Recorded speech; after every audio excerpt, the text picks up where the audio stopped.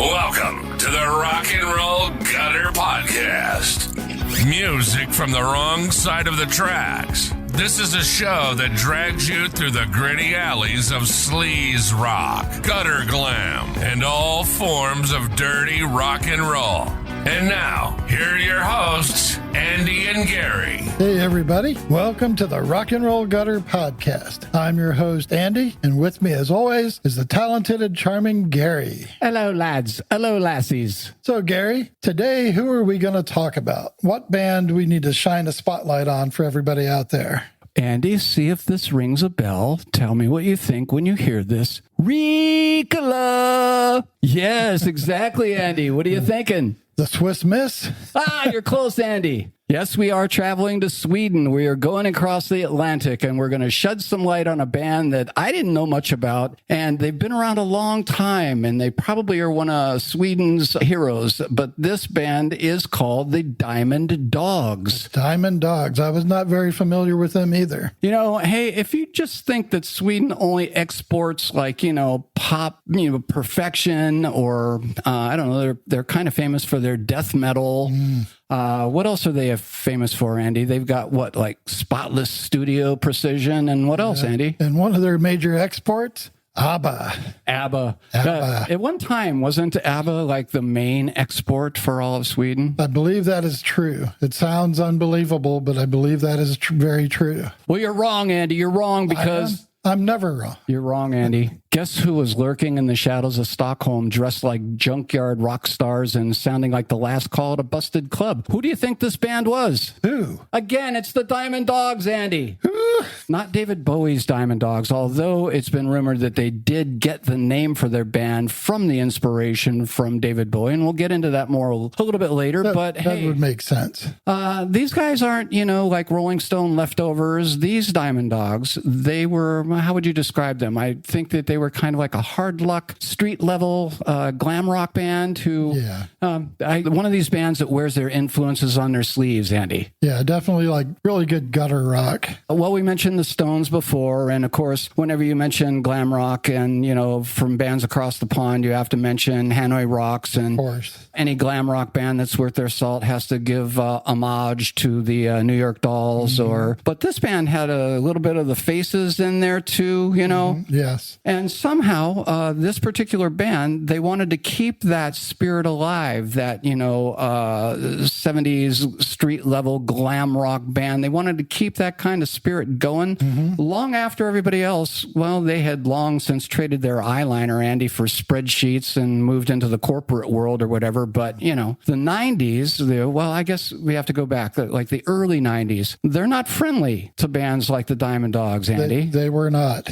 Well, what's the general consensus? That glam rock was supposed to be dead, kind of? Yeah, glam rock was supposed to be dead because it had been replaced by very downtrodden, very mopey music. Hair metal, they had ruled the airwaves, but was now kind of what? Kind of like the butt of the joke, kind of? Yeah, it was not taken seriously at all. But what about Sweden, Andy? What about Sweden? Well, I think that Sweden, they were quietly becoming a hit-making factory. They're known for their sleek, polished, export-ready pop music, but Diamond Dogs wanted none of that. No. They were born out of the glam punk hangover, the kind that never really goes away, Instead of chasing trends, they chased what? They chased feel, Andy. Feel? Yeah, I would say they chased groove. Groove. Throw a little bit of swagger in there. Always need the swagger. Any band worth their salt that's trying to pull this off needs a little bit of soul, right? Just a dash. And we'll throw some volume in on top of it, and this is what you're going to get. This band, I believe they started in 1991 in Katrineholm, Sweden. Easy for you to say. Yeah, just right off the top here, we're dumb Americans, and we're going to get some of these pronunciations wrong and names wrong. So bear with us. We're going to do the best that we can. And no offense to any mispronunciations, but there you go. Yeah, no offense, but we're going to get some of these very wrong.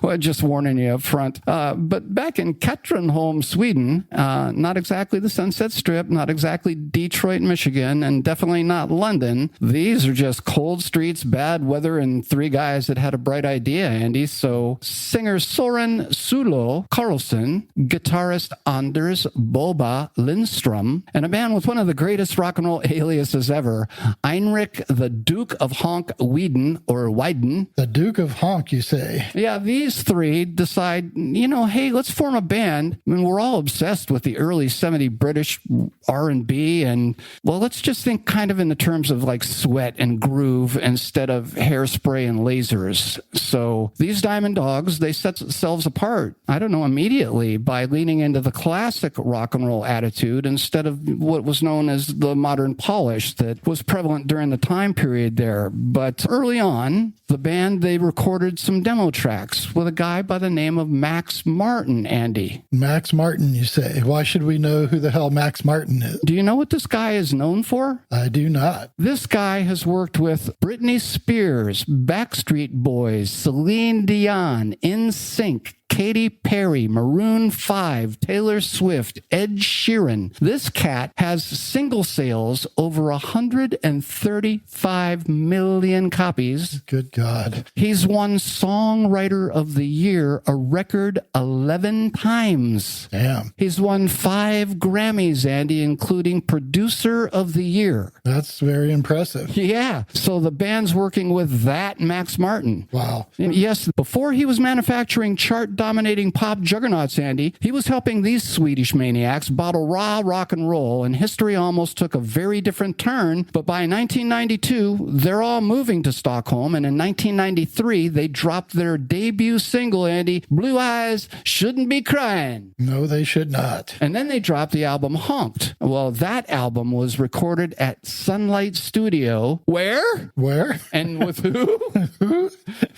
They record this with the legendary Thomas Skogsberg. Oh, that guy. Yeah. You want to know who that guy was? Who is that guy? That's the mad scientist that manufactured the prevalent, well-known and established death metal sound, whatever that is. Do you think he's responsible for those goddamn Cookie Monster vocals you hear so much? Maybe not the vocals, but the actual overall sound. I guess this is this guy, this Thomas Skogberg. So yeah, he worked with that band Entombed, and I guess whatever sound he created for them kind of became the de facto sound that those people wanted for that type of death metal. Yeah, well, to be known for creating a sound, I guess is, I created the sound. Yeah, I did. But that alone tells you that, the Diamond Dogs never cared about genre, jumping fences back and forth. They didn't really care.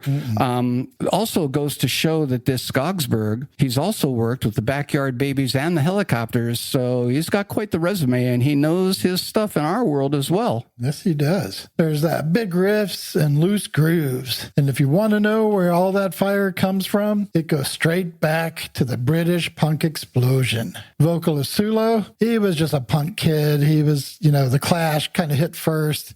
London Calling kind of lit a fuse for him. From there, though, instead of moving forward into punk, he kind of did a backwards take there. He starts digging into Rod Stewart, Slade, bands like Mott the Hoople, and, any of that gritty glam swagger from early 70s Britain. Back to the beginning. Very back to the beginning. Kind of that mix of punk attitude and classic rock, maybe with a touch of soul. And that kind of becomes the Diamond Dogs DNA. How would you describe their sound to people who don't know who they are? I would say they kind of live in this sacred space between, let's say, Rolling Stones' early 70s sleaze. What, kind of like Exile on Main Street? Exactly like Exile on Main Street. Then you throw in a little bit of the Faces style, what you'd probably call barroom soul. How about a little bit of Hanoi Rocks with their glam punk sneer? And then, just throw in some pure street level rock and roll. And what if we play a little bit of this for you now? Let's introduce you to some of that street level rock from these guys. We're going to play the song Slim Busty Blonde Part 2. Now, there's no vocals to this. It's just pure instrumental, but this song fucking cooks. This moves along at a great pace, and it has just everything we love about this style of music, and really focuses on that barroom piano that Gary loves so much. So let's give it a shot.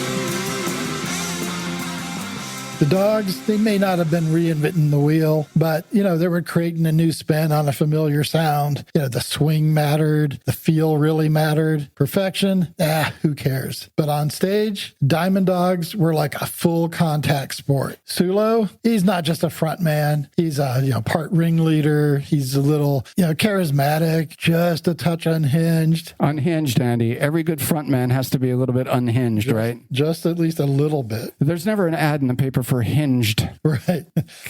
We're looking for a bit of not insanity, mind you, just a little bit of unhinged. Yeah. But they toured relentlessly back in the 90s, built up a reputation of, one of those bands that you had to go see live to really fully appreciate their records. They get people interested in the band, but, they just really, you had to see the band live to truly appreciate it. You won't understand them until you see them live. No, you will not. And, back in the 90s, they dropped multiple singles and EPs. But unfortunately, Gary, in 1997, they had to hit the pause button. We're hitting the pause. Because Boba, that selfish bastard Boba, well, he goes off and joins the Helicopters. I'm out of here, lads. Which kind of tells you about the level that these guys are operating on, that he was able to go step into another successful band like that. But it's all talent. But the Diamond Dogs, they don't die off. They just kind of regenerate. And then by 1999, they are back with a new deal, and they record the EP Among the Non-Believers. And get this, Gary, 24 hours. They recorded the entire EP in 24 hours. 24 hours. Do I get a break? You do not. I have to pee. Yeah, we'll here's some depends for you. Do I have time to smoke a fag? What you do in your personal life is your business, Gary. Whoa! But, there's no real polish to it. There's no second guessing. They just recorded like pure instinct. It gets released in the year 2000. Seems so long ago, the year 2000. So long ago. And it kind of kicks off where, the Diamond Dogs, they kind of become like worldwide cult heroes for musicians or musical fans. Worldwide? Worldwide. Well, not necessarily in the States. Yeah. Who? Well, let's give them credit. Then comes their album, As Your Greens Turn Brown, and that was released in 2001. This album had better songs, a lot bigger confidence. This is where the Diamond Dogs really locked kind of into their identity, which was kind of going for a blue-collar-esque glam rock with soul. Mm-hmm. Well, the single Goodbye Miss Jill starts spreading internationally, and suddenly the secret is out. Diamond Dogs are one of the best live bands on the planet. We're going to play you some of that song, Goodbye Miss Jill, and here it is. Turn it up.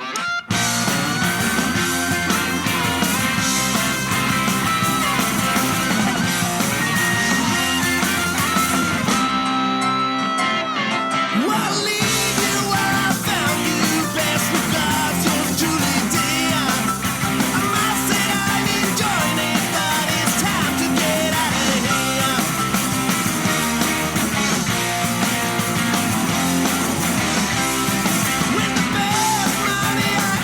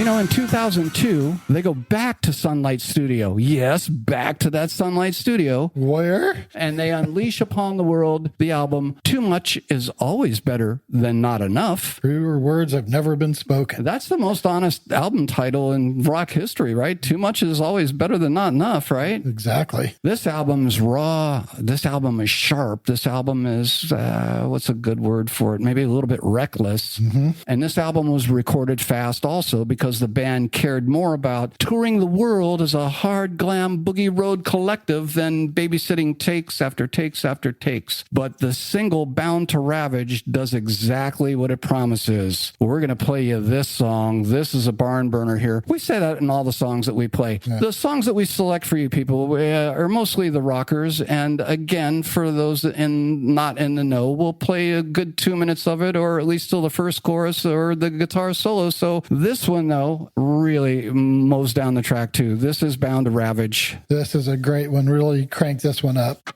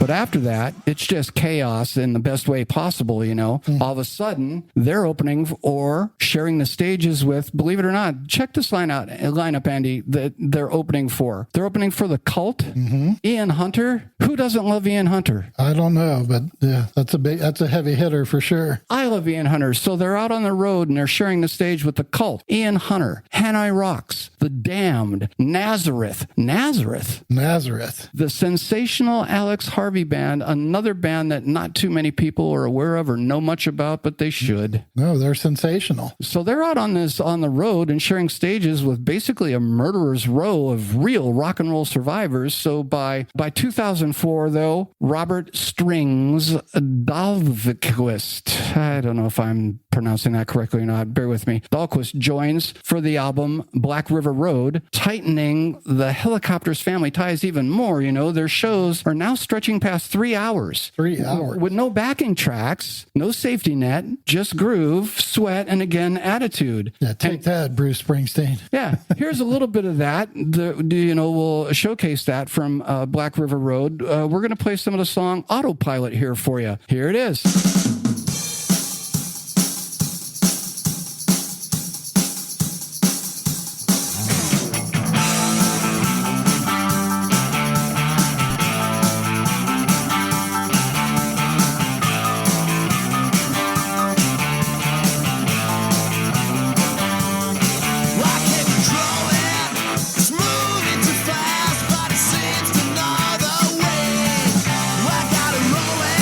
But I'm knowing what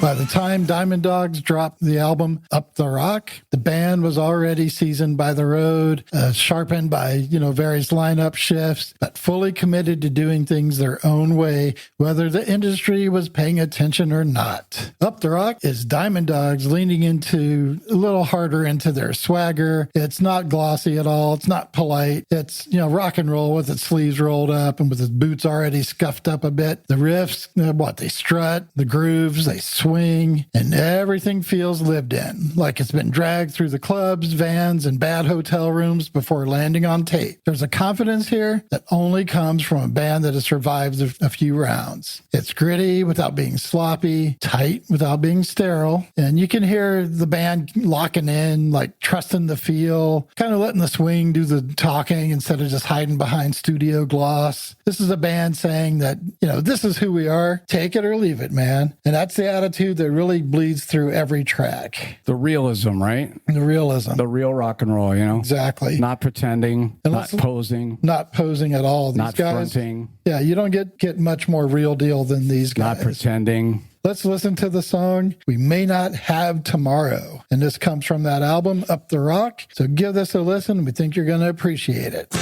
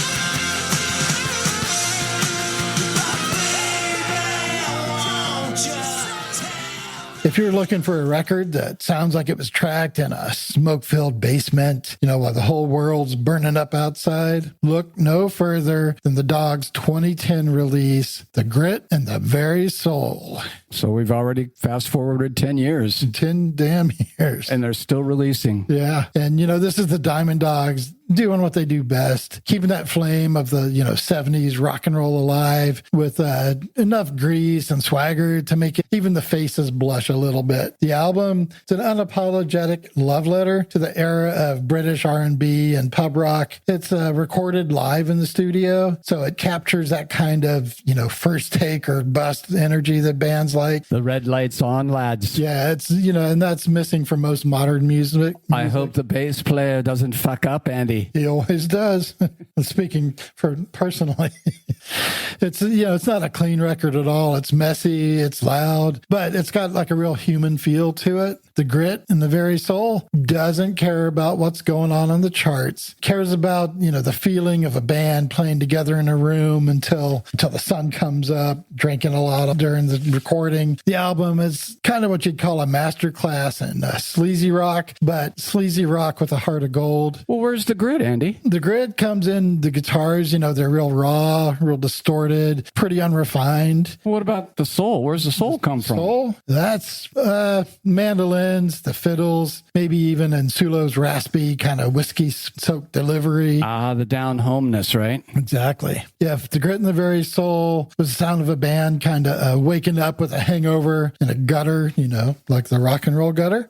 Set fire to it all is the sound of the same band finding a fresh bottle of bourbon and deciding, let's burn this mother down. And so what you're saying is after the grit in the very soul, they follow that up with another album? They Set follow fire that to up it all? with another one. Get out of here. Yeah, these guys are very prolific. When was that released? So that was released in the year 2012, and this was really to celebrate their 20th anniversary. 20 years. 20 years. This record saw, the Swedish band kind of doubling down on their world's finest rock and roll collective title. It's bigger, it's bolder, and somehow it's even more drenched in that spirit of, say, 1972 rock and roll. What's really impressive about these guys is not only are they trying to keep that sound alive, but how long they've been able to do it and the longevity that they've had in their career. Mm-hmm. I knew very little about this band, and when I started doing research, I don't know how I got turned on to this band, actually. I know that somebody mentioned them somewhere enough for me, or said a blurb or something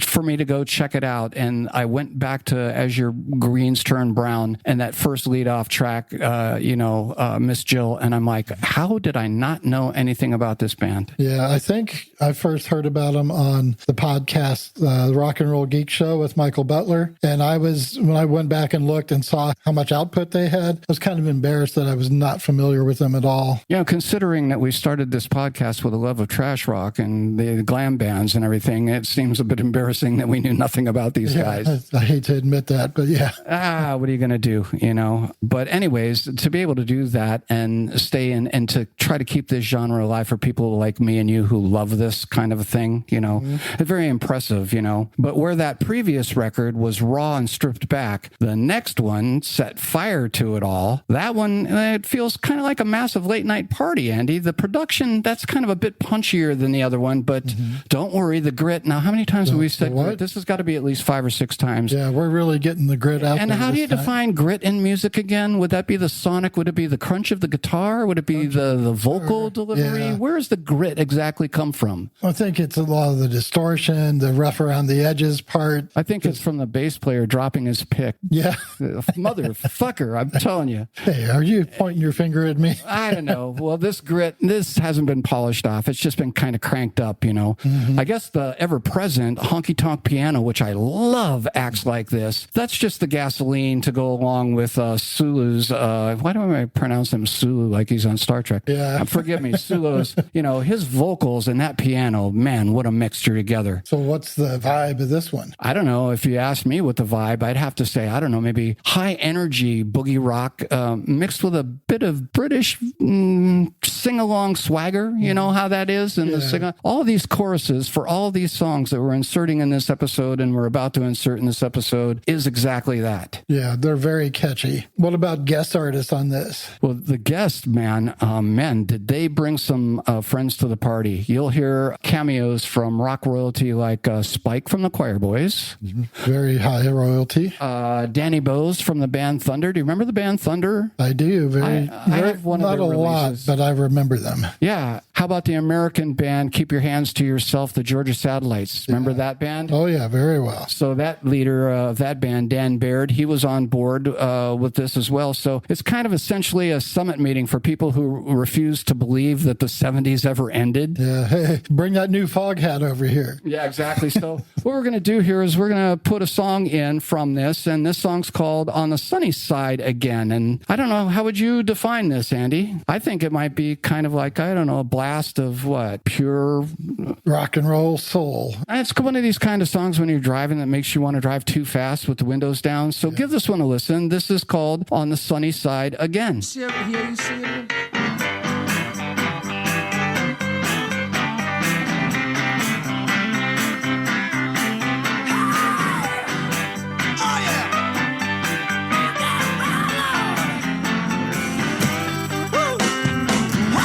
Change, and this road ain't turning. I'm doing my best, but honey, I'm still learning. And when one day he might call me fashion, to be a honky-tonk man with a heart filled with passion. That's right. Sunny side again. That's where we meet, my friend. You and me on the sunny side again. Well, I'll be on my lucky street. That's where you will find me. Call my name. I'm on the sunny side again. Oh yeah. Well, if your burden's heavy, I can take the double. I've been down in the dirt, and I've never been afraid of trouble. And one day, my lucky star will shine.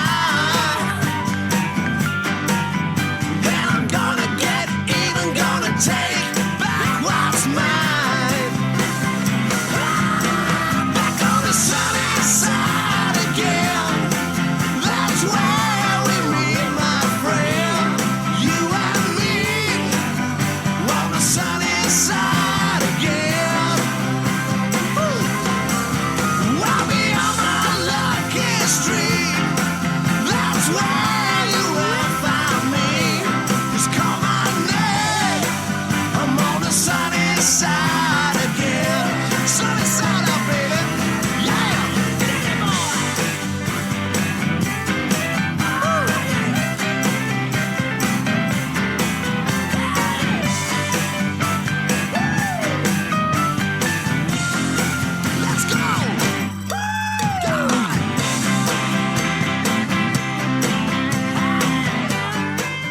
Now, in a bit of bad news, everybody has to have a little bit of bad news in their band. Otherwise, it wouldn't be a band, right? You know, but we're going to move along to 2014. And their longtime saxophonist, I guess his name was Mats Magic Gunnarsson. Mm-hmm. He dies in a drowning accident, unfortunately. Yeah, and that's a big hit. We haven't mentioned this earlier, not only the keyboards, but you have horns in a lot of Diamond Dogs tracks and albums. And it's perfectly complemented. I don't know why people, say horns or keyboards are the kiss of death, but it's the way you employ them. There's a lot of, what's the Hammond organ? B3? Yeah, B3. B3. There's a lot of that. There's a lot of honky-tonk piano. And there's horns, So unfortunately, this longtime saxophonist friend of theirs, he dies. So instead of quietly, just fading out, Diamond Dogs decide to honor him in the only way that they know how. So let's do one last album and one last run. So they drop the album Quitter Quitters and Complainers. And they dropped that in 2015. That's a great album title. Quitters and Complainers, right? Yep. That's a bad law firm. The worst. Yeah, in an accident, in a check, in a wreck, need a check. Yeah, tough shit. Yeah, we're Quitters and Complainers. Well, after that album drops, they go ahead and drop another one called Stop Barking Up the Wrong Tree, followed by a European tour. And that ended with a massive farewell show in Oviedo, Spain. And who were they opening for, Andy? Iggy Pop. Iggy Pop. Well, if that's not an ending, that's a mic drop. And then they disband. Well, for a while anyhow. We're going to insert our own little barn burner of a song here. These guys don't disappoint, and we've talked them up way too much. Just listen to this and tell me I'm wrong. This is Back to Babylon.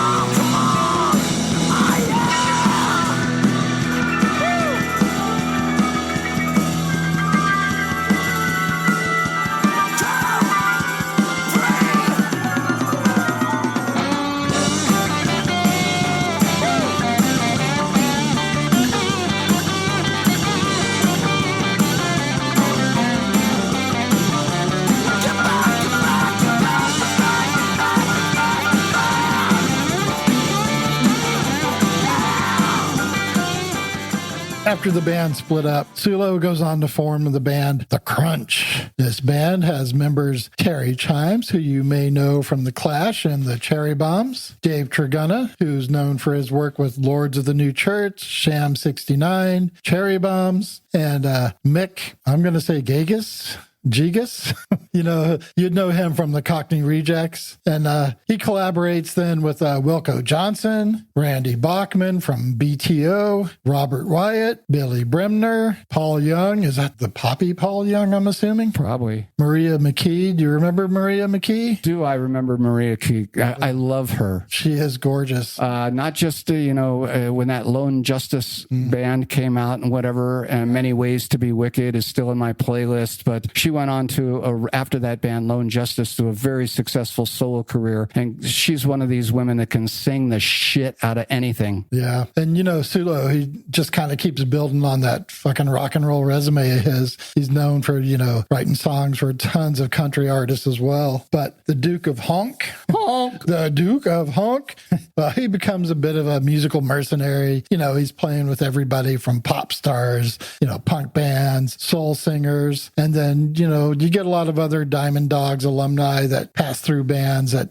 connected to, Johnny Thunders, who's incredibly well known within our world, Glenn Matlock of the Sex Pistols, Michael Schenker, former UFO guitarist, and then he's done like solo work for decades. Glenn Hughes, who we would know from what? Is Glenn Hughes from Deep Purple? Deep Purple. He's also, I believe, been with Black Sabbath. Was it Hughes Thrall, or is that a different Hughes? Yeah, it's the same guy. This guy Yeah, like his resume is also another one of those incredible ones. Yeah, an incredible musician all the way around. Yeah, great bass player, great singer. Also, members of the UK Subs, Dogs D'Amour from, first episode we ever did. Half the underground that's really worth giving a shit about. Yeah, it's quite, legendary lineup that these guys have had the opportunity, people of working with and rub elbows with and whatever, But the Diamond Dogs, they don't do comebacks in the polite way, Andy. When we're going to forward again. Now we're at 2019 and they reemerge one more time. This time they drop an album titled Recall Rock and Roll and the Magic Soul. Nice. And this wasn't some kind of safe nostalgia lap. This was kind of, I don't know, what would you call this one, Andy? This is kind of a curveball. Bit of a curveball, in their band. This is kind of a statement, the kind of record that makes some listeners kind of nod in approval and others just, squint at their speakers wondering, why the hell is Sam Cooke B-side just wandered into their rock and roll living room? And that was kind of the point of the album, Yeah. Well, the band, they decided to mark that album with a handful of shows, but these shows are scaled back, they're intimate, they're almost secretive runs in Sweden and London. Don't tell anybody. Yeah, we don't want the fans to show up, this would ruin our street cred. Right. Well, this is followed by a short Spanish tour, and then, like it did to everyone else, the pandemic kicked the door in and shut everything down. Goddamn COVID. Touring plans, well, they evaporate overnight, and what Diamond Dogs did instead was they go back to Sunlight Studio. Back to where? Skogsberg's bunker in the Baltic, and they get to work. And from that work, we're going to drop another song on you. Give this one a shot. Again, all these songs have merit, and this song is called Small Town Girl.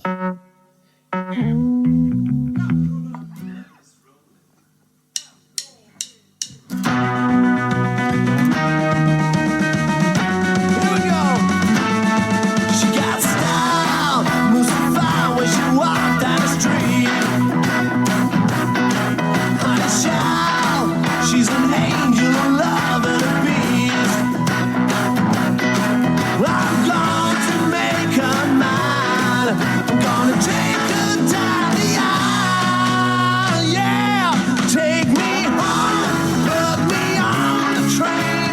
Mama, I'm in love with a small town girl, and I'll do anything to make her wear my ring. Yes, I will. She got class, and her diamonds can shine like her eyes.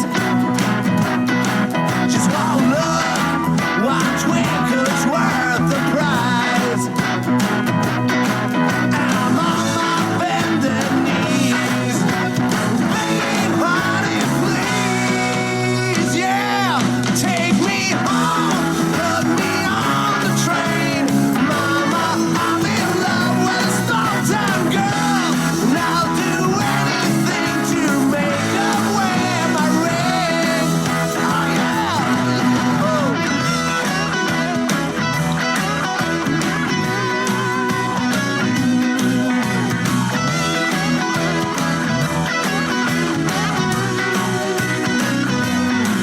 I'm going to make her mine. I'm gonna walk her down the aisle. While the world froze, the Diamond Dogs, they didn't freeze. They recorded Slap Bang Blue Rendezvous. This was conceived as a double album from day one. No leftovers, no vault scraps, 24 brand new songs, Gary. 24 brand new songs. A double album. Written, arranged, recorded, and mixed over about 100 days, spread across a year. Most of it with the band living together in the studio annex. And very nice, they say, and very hard. You would have to like your band members if you're living together for 100 days, right? Yeah, that's a lot, which I don't know. I guess if you're I like in a tour bus.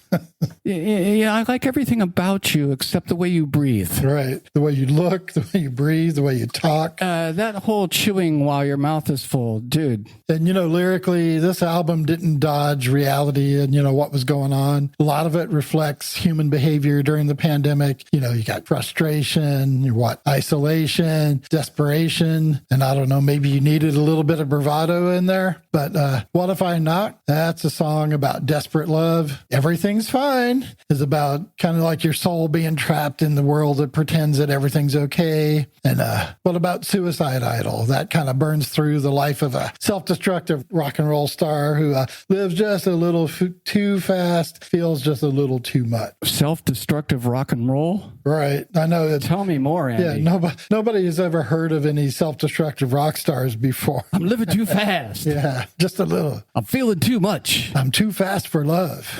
But what if we listen to, from that Slap Bang Blue Rendezvous, let's listen to the song, All Right, Brutus, I'm On. Here we go. This is another barn burner. This is, you'll recognize their sound right away, but you're going to love this song. Check it out. It's like we're clubbing you over the head with them, but, that's what we do here on this podcast. Yeah, you'll take it and you'll like it. For at least 2 minutes.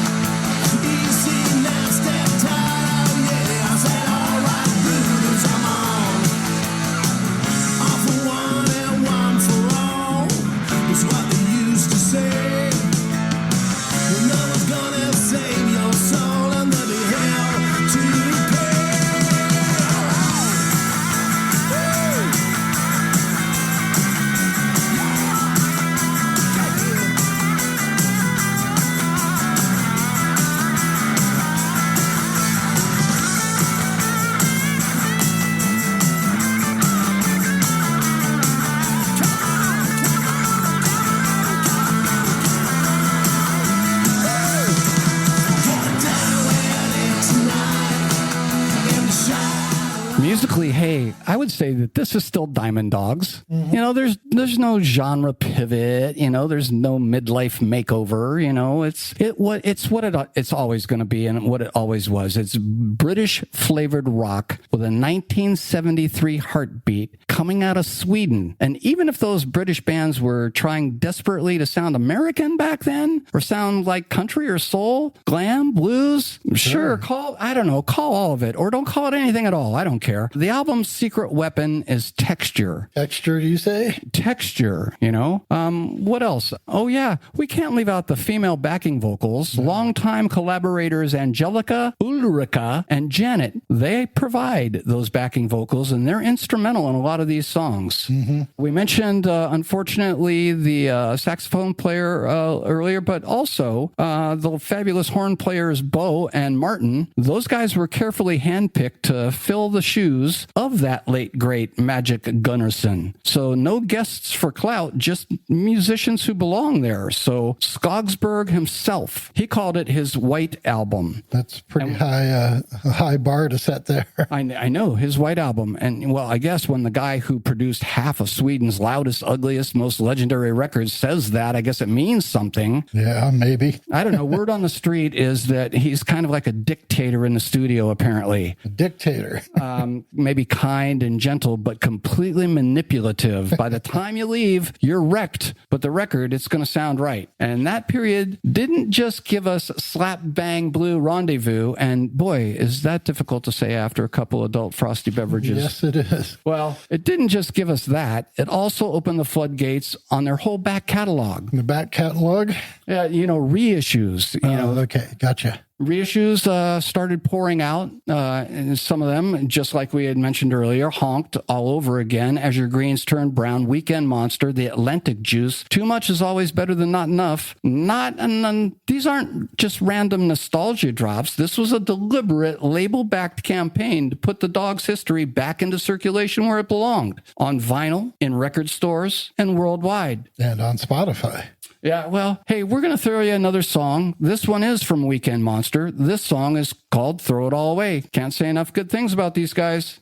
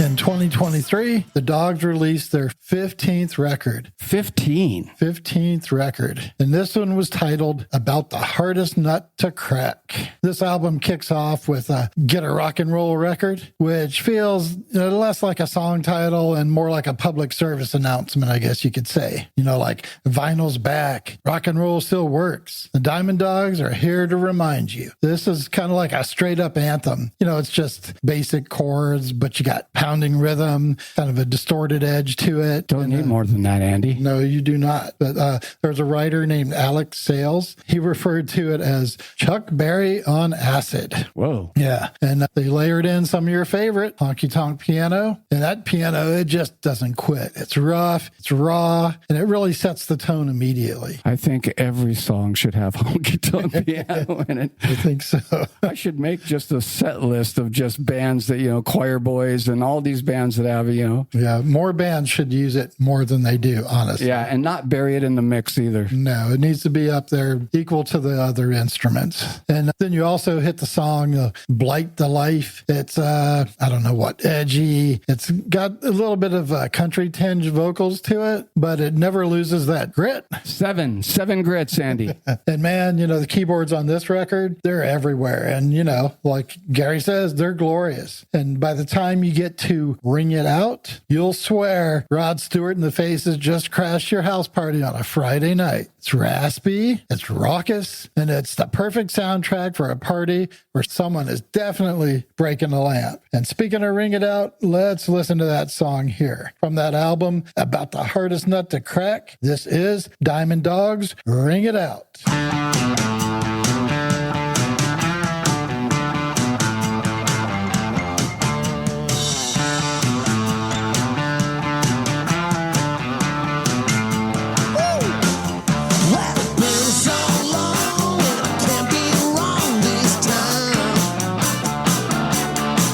Yeah, it's been on my list. The twigs and the twists. You must have seen the sign. There's been too much talk. You need some action to get by. And I've seen it all. Can you hear me call? Get ready for the final cry. It's alright. I'm gonna ring it out tonight. Oh yeah, when it's true. I'm gonna ring it out for you. Oh yeah, but it's hard time to move on. I gotta get it done. Alright. So open the door, don't shut me out again. Come on, give me your hand. I know that you can. Don't leave me out in the rain. You use your power, take me up on higher ground. I see it in your eyes. Come on, let's try and get your feet off the ground. It's alright. I'm gonna ring it out tonight. Oh yeah, when it's true. I'm gonna ring it out for you. Oh yeah, but it's hard time to move on. I gotta get it done.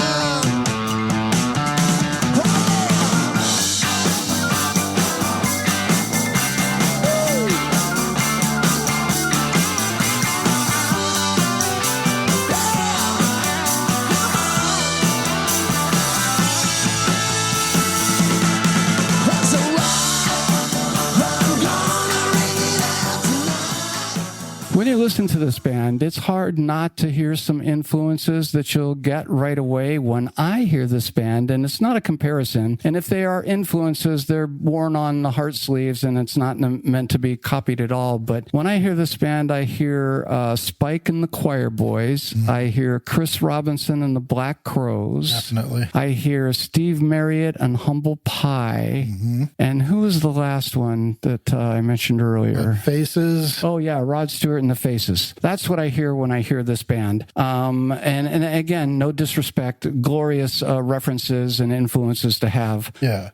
They're good influences. Yeah. So, but anyways, that's the sound that you're going to get. And now we're all the way up to 2025. This is 34 years after crawling out of a Swedish nowhere town. Well, in 2025, Diamond Dogs dropped album number 16. Count them, 16 albums, Andy. 16. This one is called Macon, Georgia Giant. And we've done the Grit 8 times, and we've done the Swagger 3 or 4 times.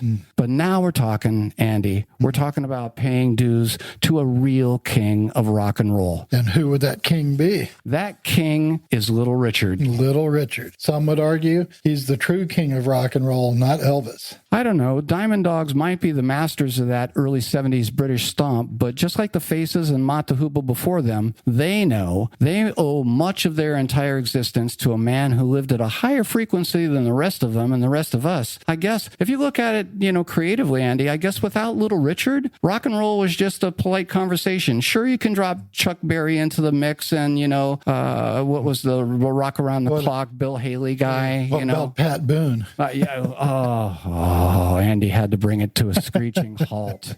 Without Little Richard, though, without him, I don't know. Diamond Dogs have always carried the torch, and one of their early tracks was even called Lunatic Eye-Rolling Delivery, which is a line stolen from a review of a Little Richard concert, and it was the perfect summary of a man that the world simply wasn't ready for, Little Richard. Yeah, Tutti Frutti. So the band had wanted to do something like this, honor Little Richard. They've been wanting to do this for years and whatever. But the stars finally aligned when the legendary Chris Spedding, you know who Chris Spedding is? I do. He's a legendary guitarist. And he was really in for all genres, but really he's got a hold on this early rock and roll thing. Yeah. Well, this guy, Chris Spedding, he's a man, well, he's played with everybody. He's played with everybody from Roxy Music to the Sex Pistols. Yeah, he has. Well, Chris Spedding, he calls Sulo and he says, hey, man, we got to record something together. Sulo, he doesn't hesitate. So he says to Chris, he goes, hey, well, come on down to the studio and join the dogs and we'll tear through a hand-picked selection of Little Richard gems. And so, anyway, I don't know. Here's an example. Wait until you hear them tackle Great Gosh Almighty. They play it with a kind of raw, bleeding heart soul that only comes from years on the road, you know. This isn't a polite cover album. No. It's Little Richard's spirit, actually his spirit, filtered through a Swedish rock and roll machine. It's loud, it's proud, it's got that lunatic eye-rolling delivery we all crave. Just shut up and turn this one up. Great Gosh Almighty. Yeah, this is a great album. You should really check it out.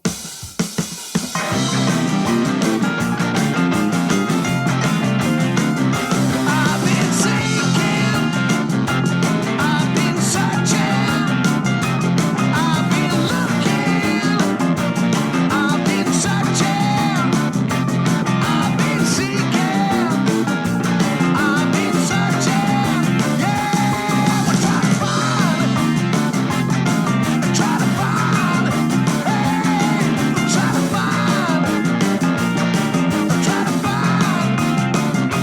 peace of mind, trying to search all the time, trying to find, oh, great God, somebody been a long time coming. Great God, somebody been a long time coming. Great God, somebody been a long time coming. Why, yeah.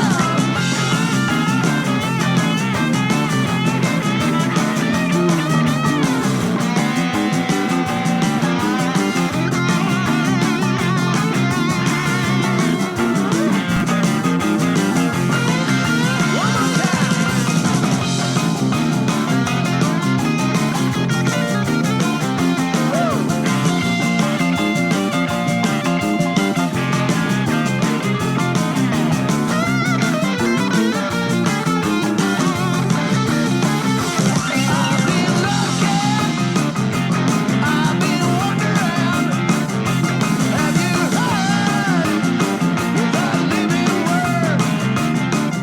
What makes Diamond Dog special? It isn't a single hit or being popular in a certain era. It's the fact that they never stopped. They released album after album, sometimes raw, sometimes a little more soulful, and sometimes just downright ragged, I guess you could call it, but always honest. Sulo Carlson in particular, he's evolved into one of those lifer rock and roll figures, I guess you'd say, a guy who really means it, whether he's playing clubs, theaters, or writing songs with legends. And member changes, yeah, Diamond Dogs have had plenty. It's been kind of a revolving door. But, like right now, drummer Thomas Broman. Yeah, he didn't just leave the band. When he quit the band, he also quit drumming entirely. Well, there wasn't any drama, no bad blood. It was just, life. And that's kind of the Diamond Dog story in a nutshell. Some players, they couldn't swing hard enough. Some of them, they chased other careers, safer careers. Some had families, so wanted to get off the road. Some, didn't make it out alive either. But, rock bands, they're not like a museum. They're really more like pressure cookers. But the current lineup, it locks in hard. Federico DaCosta, he steps in on the drums, longtime collaborator and also quite sharp dresser, is an absolute killer behind the kit. And then the bass duties right now, they belong to Belnaus, or you can just call him Bellin, an anchor with swing for days. Everyone brings something. Hey, you know what? What? The Diamond Dogs are still here, Andy. They're still here? They're still writing. They're still touring. They're still proving that rock and roll doesn't die. It just waits for the right moment to kick the door back in. And if you're lucky, you'll catch them at some jumping point down the road, because the Diamond Dogs matter because they refused to disappear. They didn't pivot to pop. They didn't fake relevance. They didn't apologize for living old school rock and roll world that in that world said that was over. Right. They just kept showing up, guitars plugged in, amps buzzing, sleeves rolled up. That's not nostalgia. That's commitment, I guess. That's true rock and roll. That's the spirit of rock, It is. never say die. So if you've somehow, all all you listening audience have missed out on Diamond Dogs, or if you only know them as that Swedish band that sounds a lot like the Stones, hey, do yourself a favor. Dig a little bit deeper, because Diamond Dogs are proof that rock and roll doesn't die. It just moves to smaller rooms. But you put louder amps and people who actually care in there, and there you go. There you go. I hope we did this band some sort of a good service, especially for our listeners in Sweden. And I'll give Andy the last word on this. I just wanted to say thank you for hanging out as long as you have. And to our friends outside the United States, I guess we don't say this enough, but we've got some fans scattered all out through the entire world, and we're grateful to have every one of you listening. So for our Swedish fans, here's one for you, the Diamond Dogs. And Andy, what do you got? Thank you, everybody, for joining us today. We hope you appreciate that, we shine a little light on these bands that, some parts of the world may be familiar with, but, over here in the States, Diamond Dogs doesn't really raise an eyebrow with anybody. So we hope you enjoyed this. We always appreciate you being here with us. Give us a shout. Those of you that have been emailing recently, we truly appreciate it. And we'll cover some of the bands that you asked us to. But thanks, everybody, for joining us. And remember, keep it trashy. I'm not getting paid scale, am I? You're not getting paid. I'm not getting paid at all. No. That's why I show up. Yes.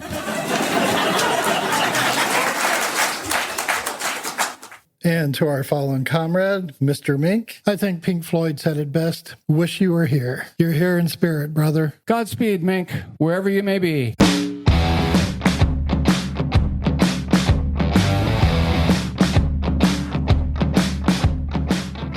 You've been listening to the Rock and Roll Gutter Podcast. We hope you enjoyed our deep dive into the dirty world of rock and roll. If you did, please consider subscribing and leaving us a review on your favorite podcast platform.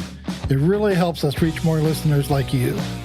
And don't forget to follow us on Facebook and Instagram at Rock and Roll Gutter Podcast for all the latest updates, news, and more. Got questions, comments, or suggestions for future episodes? Reach out to us at rnrguttermail@gmail.com.